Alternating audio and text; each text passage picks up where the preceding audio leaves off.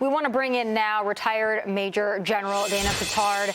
General, again, thank you so much for joining us. We're so overwhelmed with the expertise we have tonight. Walk us through how they pulled off this successful operation to capture Maduro.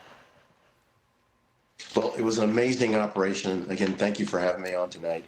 High risk, well executed. It was in a highly populated urban area of Caracas, which is, again, amazing, and not having any American deaths involved in that.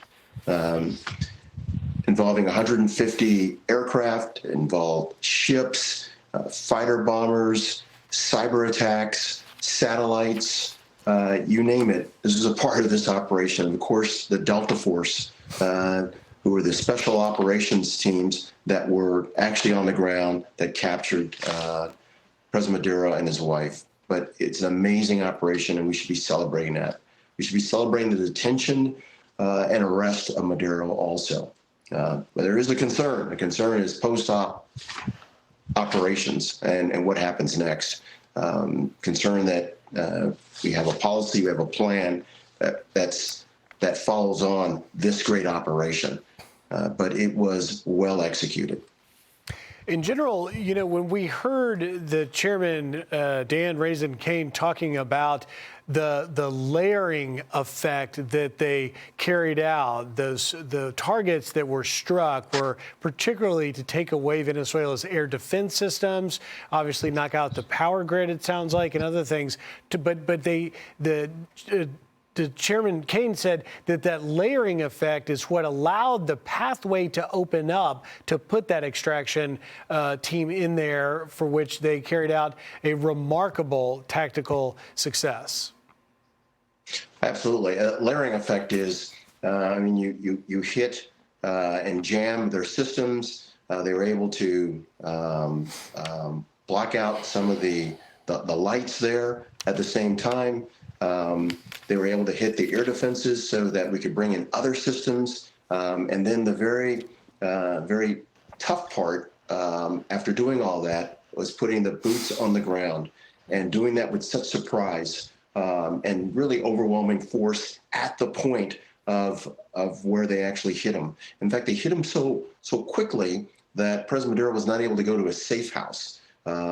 And that's a coup. I mean, their plan called for them to go into the safe house also, but they were able to get there quick enough and execute it so well that he didn't have time to do that. So again, it's an amazing operation.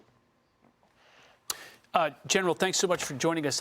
I want to get to this point, and you know, usually when you ask someone in the federal government this, they'll tell you, well, we can walk and chew gum at the same time. But the U.S. military is doing a lot of walking right now. You've got a huge presence down in the Caribbean, on top of the war in Ukraine, on top of what's going on in the Middle East, on top of this pivot to Asia that we've been working on for the last couple of decades. How long do you think that we can have a presence in the Caribbean like this? I think as long as we need to. I don't think that's going to be an issue at all. The execution, though, that we saw last night and early this morning took decades to get there. This isn't something that just that you learn this and acquire this overnight or in the last year. It's from huge lessons learned from Afghanistan, Iraq, and special ops operations around the world for the past couple of decades. We have an excellent military. We have to use it correctly, but we have an excellent military. General, I want to ask you about the people that were involved in this remarkable, flawless execution of something that it had been said today that they were from the ages of 20 to 49 years old. So young people, some of them. I can imagine being a part of something so historic at 20 years old.